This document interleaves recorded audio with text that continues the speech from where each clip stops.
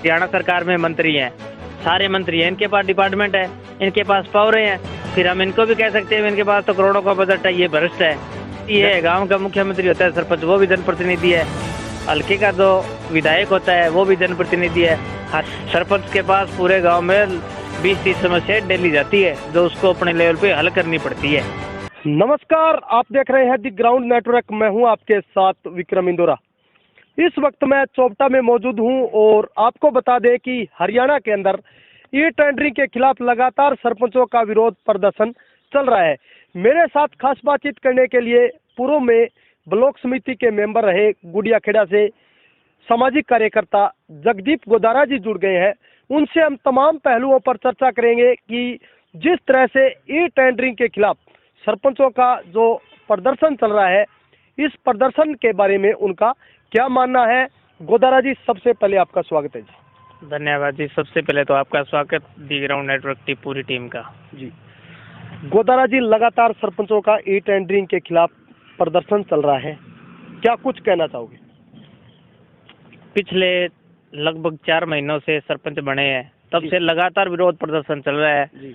सरकार की भी कुछ खामियां हैं इसमें। ई टेंडरिंग लागू होने से गांव में जो है नुकसान है जी, इस बात का हम भी समर्थन करते हैं। हम भी पंचायत समिति में रहे हैं जी। क्योंकि कुछ काम गांव के ऐसे होते हैं जिन पर समझौता सरपंच अपने लेवल पर कर लेता है, लेकिन ठेकेदार अगर ये कार्य प्रणाली के तहत करेगा तो वो ए टू राइट जो काम होगा उस तरीके से करेगा, उस तरीके से वो काम सही नहीं हो पाएगा। इसमें गुणवत्ता की कमी आएगी और ठेकेदार जो सरकार के प्रभाव में होते हैं, जो ठेकेदार होते हैं उनका ऊपर तक होता है, कमीशन सिस्टम होता है, तो वो काम सही तरीके से नहीं कर पाएंगे। एक सरपंच गांव में उस पर सामाजिक दबाव होता है, जैसे गांव वालों ने बोर्ड दे करके बनाया है तो उनके प्रति उसकी जवाबदेही होती है सरपंच की। गांव में जो लोग वोटर होते हैं वो जाके पूछ लेते हैं सरपंच साहब ये काम इस तरह होना चाहिए, तो वो उनके दबाव में करेगा सरपंच काम। ठेकेदार पर किसी तरह की कोई दबाव नहीं होता, उससे उसको काम अपना फिनिश करके जाना होता है और उसकी पेमेंट हो जाती है। उसके बाद वो कार्य टूटे या फूटे उसकी कोई जिम्मेवारी नहीं होती।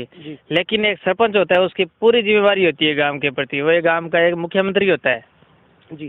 क्योंकि ठेकेदारों के पास कई तरीके के काम होते हैं, वो अलग कोई गांव में लगे एक गांव का काम पड़ा है तो वो उसको पड़ा रहने देते हैं 6-6 महीने तक, लेकिन गाँव वाले फिर भी सरपंच के पास जाते हैं। चाहे काम ठेकेदार का है वो कहते भी आप ये काम शुरू कराओ, इस वजह से गांव में ये परेशानी हो रही है।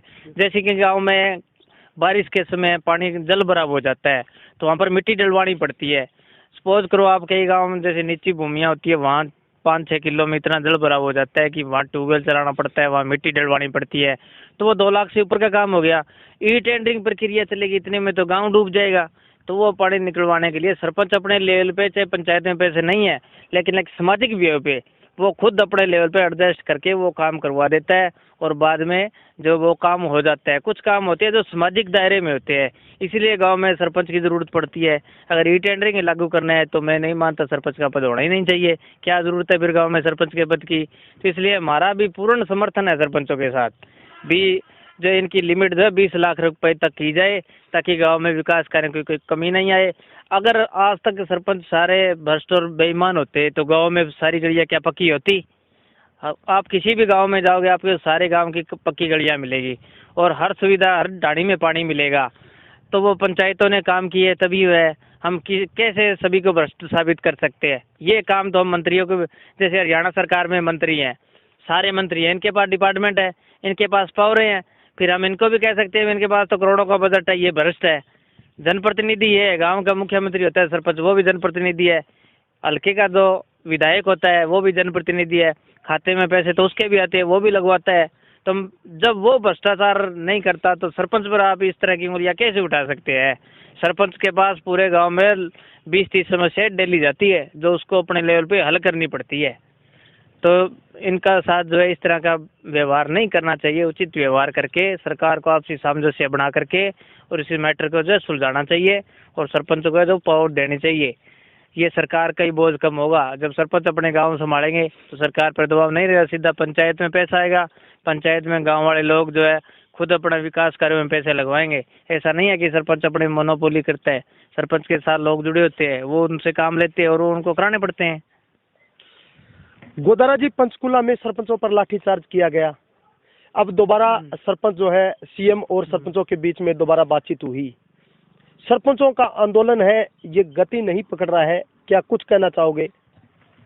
जिस प्रकार से लगातार ये आंदोलन चल रहा है, हम इस आंदोलन को बड़े करीब से देख रहे हैं जी।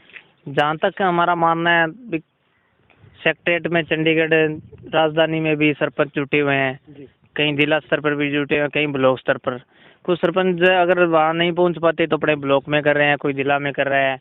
लगभग 90% सरपंचों की इनकी एकजुटता है। इसी तरह डटे रहे तो इनकी मांग जो है सरकार को माननी पड़ेगी, क्योंकि सरपंचों के बिना, ग्राम पंचायतों के बिना सरकार का कोई भी कार्य सिरे नहीं लगता।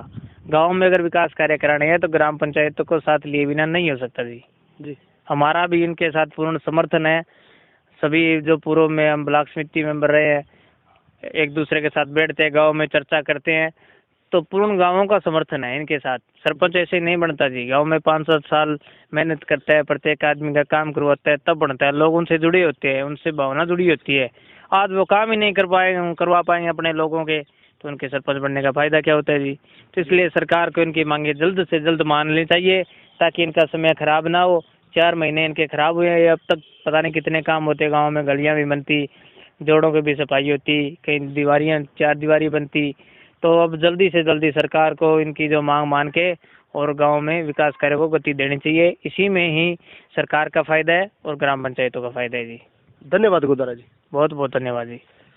ये थे हमारे साथ पूर्व में ब्लॉक समिति के मेंबर रहे जगदीप गोदारा जी, जिन्होंने स्पष्ट तौर पे कहा कि गांव के विकास के लिए सरपंच को पावर देना अति आवश्यक है, और ई टेंडरिंग के माध्यम से सरपंचों की पावर है वो कम हुई है।